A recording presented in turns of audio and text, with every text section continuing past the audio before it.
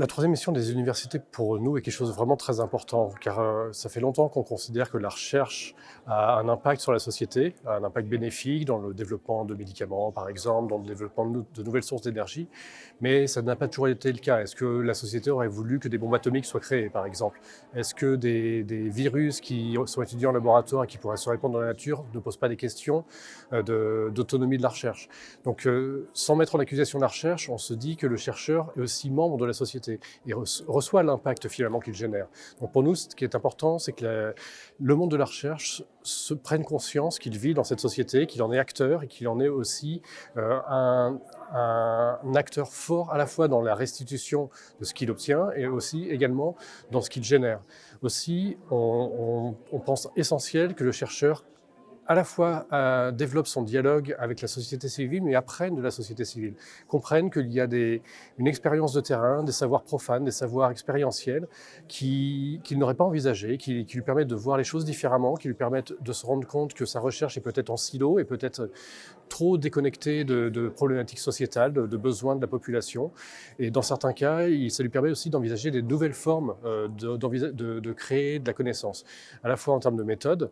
Par exemple, un exemple que je cite souvent, c'est une association de malades de sida qui travaillait avec des chercheurs en virologie et ils leur ont proposé de tester des thérapies.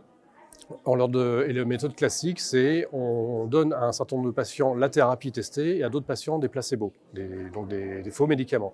Le problème, c'est qu'avec des associations de malades de sida, ils travaillent avec des gens qui vont mourir. Donc il était hors de question pour les associations de recevoir un placebo.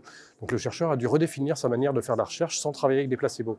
Donc ça a enrichi la méthodologie scientifique.